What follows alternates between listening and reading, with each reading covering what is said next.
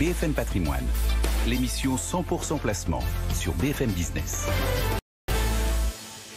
On retrouve Jean-François Filiatre en duplex depuis Marché Gagnant. Bonjour Jean-François.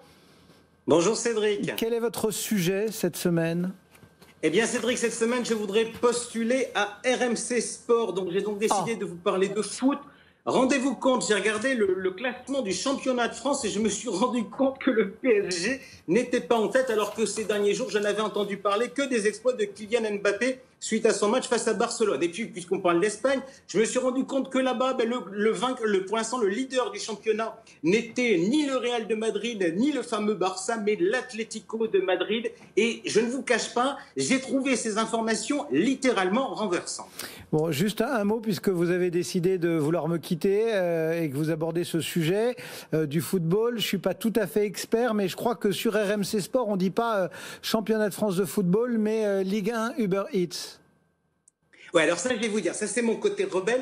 Je dis championnat de France de football parce que ça dit ce que ça fait. Moi, Ligue 1 Uber Eats, pour moi, ça me dit que dalle. Et d'ailleurs, vous noterez, Cédric, que l'autre jour, je vous ai fait tirer un portefeuille boursier à partir de la méthodologie de Marché Gagnant. Et pour ce tirage au sort, je vous avais donné un panel d'investissement de 59 valeurs pour débuter en bourse. Et j'avais dit 59 valeurs de la bourse de Paris. Vous notez, je n'avais pas dit d'Euronext Paris. Alors, je ne sais pas si c'est que je n'aime pas les marques ou si, globalement, je préfère surtout la clarté et la compréhension. Bon, on est quand même dans BFM Patrimoine. Pourquoi vous vous entêtez à me parler de foot ?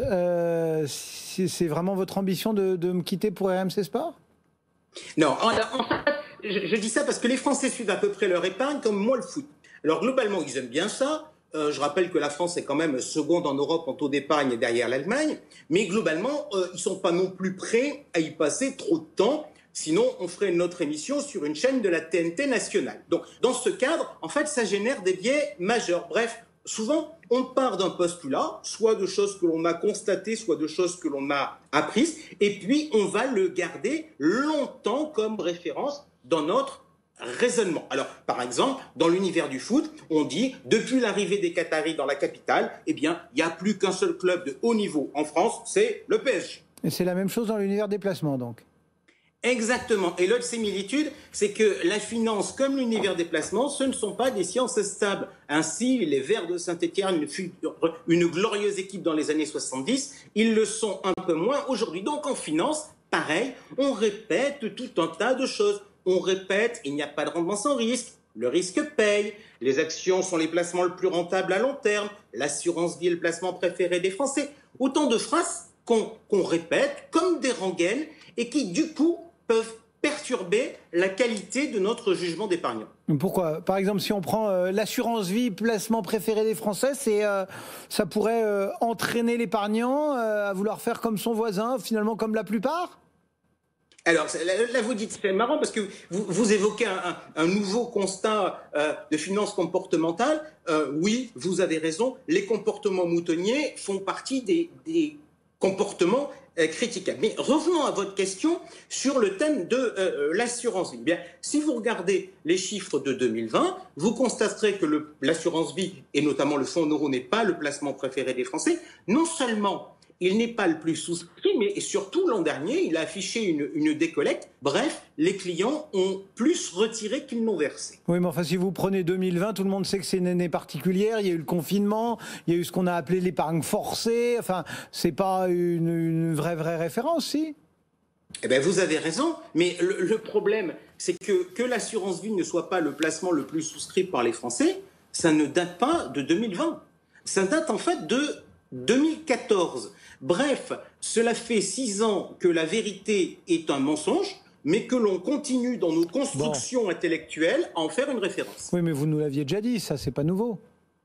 Oui, et je vais vous dire pourquoi aujourd'hui je vous parle de ce sujet à nouveau, parce que le PSG n'est plus en tête du championnat de France de football, et qu'en bon commentateur sportif, je veux m'interroger pour savoir si ce qui se passe est normal ou anormal.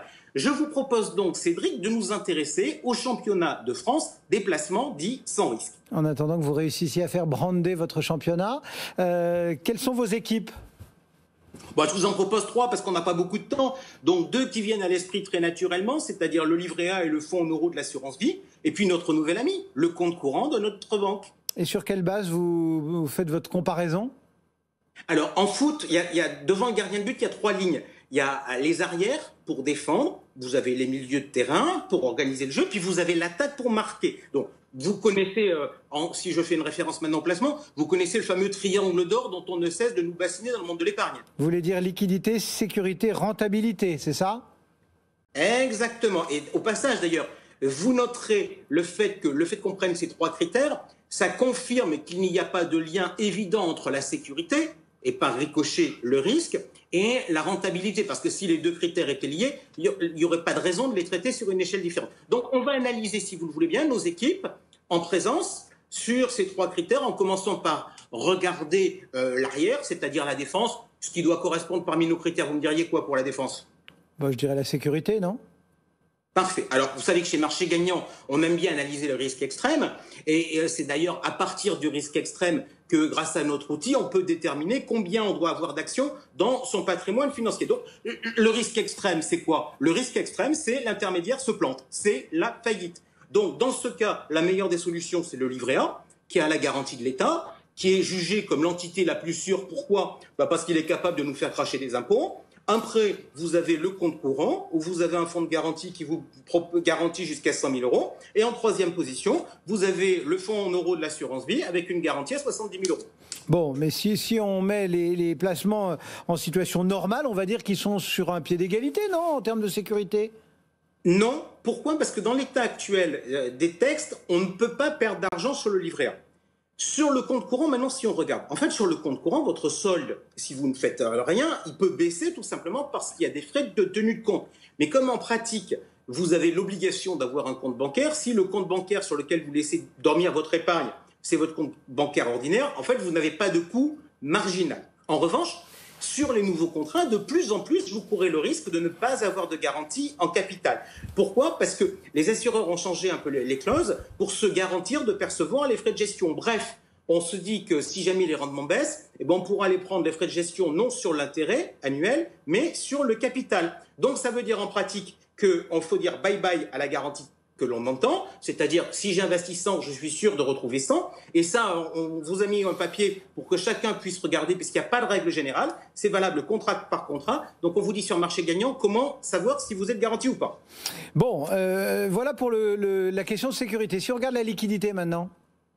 Mais si on nous dit tout est liquide, moi je veux bien, mais pas au même niveau. Alors, mon indicateur, c'est combien de temps je dois attendre pour pouvoir faire un paiement. Alors, dans ce cas, vous comprendrez, si je prends ça comme critère, que le compte courant, c'est ce qu'il y a de mieux, parce que je peux payer tout de suite. Suivi d'une courte tête par qui? Le livret A. L'assurance vie, elle est à la traîne. Pourquoi? Parce que si vous n'avez pas fourni les bons papiers, etc., s'il y a un problème, vous pouvez parfois être contraint d'attendre plusieurs semaines avant de toucher votre argent, même si votre contrat, éventuellement, vous dit que vous pouvez le toucher sous quelques jours.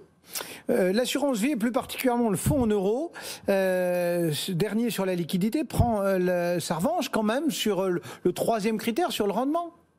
Exactement. Et alors, sur ce critère, en fait, le compte courant, il est complètement dans les choux. Parce que globalement, même si la loi permet la rémunération, globalement, il ne l'est pas. Mais vous noterez en revanche un élément important, c'est que sur le compte courant, il n'y a pas d'aléa. Bref, vous êtes garanti de ne pas perdre et vous êtes aussi garanti de ne rien avoir. Le livret A, lui, c'est 0,5% net de frais. Il n'y a pas de frais de visible et net de fiscalité puisqu'il n'y a ni impôts ni prélèvements sociaux. Globalement, l'assurance vie en 2020, elle va sortir aux alentours de 1,20%. Mais ce taux, il est soumis aux prélèvements sociaux de 17,2%, ce qui le ramène un peu en dessous de 1%, ce n'est pas des masses. Et puis en plus, si on veut être honnête, il faut dire que normalement sur des contrats d'assurance vie, il y a des frais sur versement. Donc si vous ne restez pas un certain temps, vous n'allez pas les amortir. Voilà donc les 3 points de ce triangle évoqué. Qu'est-ce qu'on se dit en conclusion? Si votre schéma de jeu, il est défensif, ce qui paraît quelque part un peu cohérent lorsque l'on fait un championnat des placements dits sans risque, vous allez privilégier une stratégie à l'italienne, je dirais, c'est-à-dire on bétonne à l'arrière. Et dans ce cadre, en fait, le compte courant est aujourd'hui le meilleur placement de la place avec le livret A, loin devant le fonds en euros. Un fonds en euros d'ailleurs que les assureurs ne cherchent plus vraiment à vendre. Alors, ce qui ne les empêche pas, d'ailleurs, de rêver à une évolution des pratiques. Que se disent-ils? Ils se disent qu'en fait, si les dépôts devenaient payants suite à la politique des taux négatifs de la BCE, non seulement ça affaiblirait ce critère dans notre championnat, ça l'affaiblirait sur le terme du rendement, puisqu'il serait négatif, ça ferait également exploser sa garantie en capital. Cela dit, je ne vous cache pas, à moins de 2 ans d'une présidentielle, je trouve qu'avoir cette idée en tête, c'est un peu délirant. Jean-François Filiatre et marché gagnant. On se retrouve tout à l'heure, Jean-François.